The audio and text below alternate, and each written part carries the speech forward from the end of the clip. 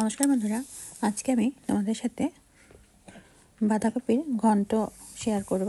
আমি মাছের মাথা দিয়ে করেছিলাম, কীভাবে করেছিলাম সেটাই তোমাদের সাথে শেয়ার করব। তো প্রথমে আমি ইলিশ মাছের মাথা নিয়ে নিয়েছি।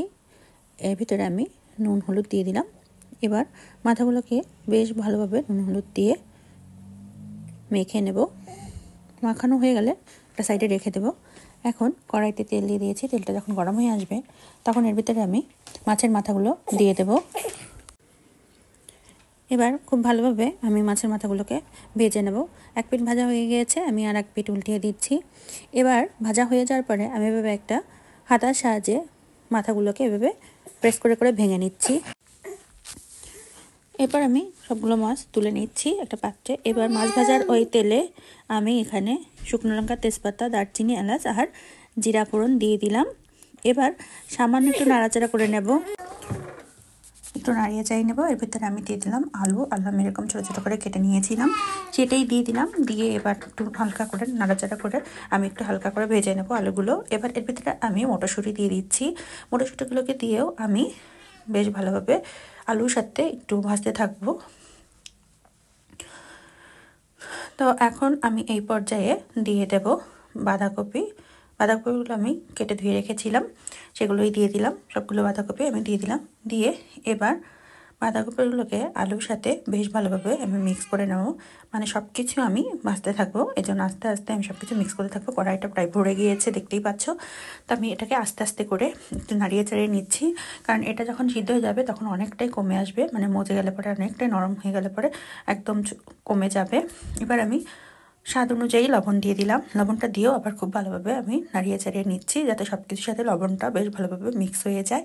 এবার আমি গুঁড়ো মশলা দিয়ে দিচ্ছি হলুদ গুঁড়ো, লঙ্কা গুঁড়ো, জিরার গুঁড়ো, ধনিয়ার গুঁড়ো দিয়ে আবারও সব মশলা সব কিছুর সাথে বেশ ভালোভাবে মিক্স করে নিচ্ছি। একটু আস্তে আস্তে সময় নিয়ে করতে হবে, আলতো হাতে, যেহেতু কড়াইটা পুরো ভরে গেছে তার জন্য।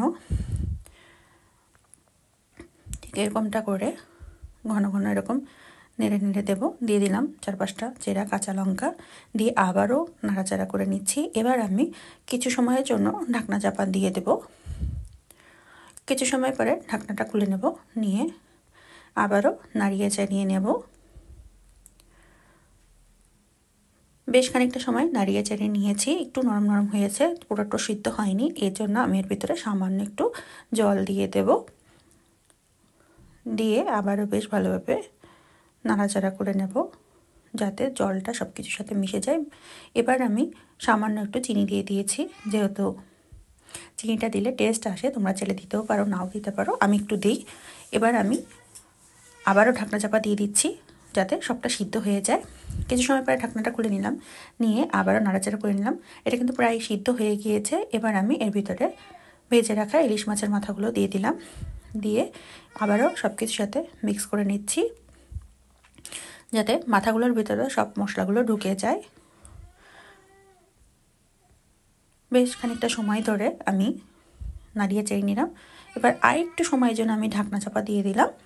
কিছু সময় পর আবার ঢাকনাটা খুলে নিলাম, নিয়ে বেশ ভালোভাবে নাড়িয়ে চাড়িয়ে নিচ্ছি। এটা কিন্তু ভাত, রুটি, পোলাও সব কিছুর সাথে খেতে কিন্তু বেশ লাগে। তোমার রান্নাটা কিন্তু প্রায় আমার হয়ে গিয়েছে। নামানোর আগে আমি একটু গরম মশলার গুঁড়ো দিয়ে দিলাম। গরম মশলা গুঁড়ো দিয়ে আবার বেশ ভালোভাবে একটু নাড়িয়ে চাড়িয়ে নিচ্ছি, মানে সব কিছুর সাথে যাতে গরম মশলা গুঁড়োটা মিক্স হয়ে যায়, এর জন্য একটু নাড়িয়ে চাড়িয়ে নিলাম। এবার আমার এটা কমপ্লিট হয়ে গেছে রান্না। এবার আমি নামিয়ে পরিবেশন করে নেব। তোমরাও কিন্তু এভাবে ট্রাই করে দেখতে পারো। তো আমার ভিডিওগুলো যদি তোমাদের ভালো লাগে, অনুরোধ রইল আমার চ্যানেলটিকে সাবস্ক্রাইব করে আমার পাশে থাকার জন্য। আজকের মতো এখানে বিদায় নিচ্ছি, পরবর্তীতে দেখাবে নতুন কোনো রেসিপি নিয়ে। ততক্ষণ পর্যন্ত তোমরা সবাই ভালো থেকো।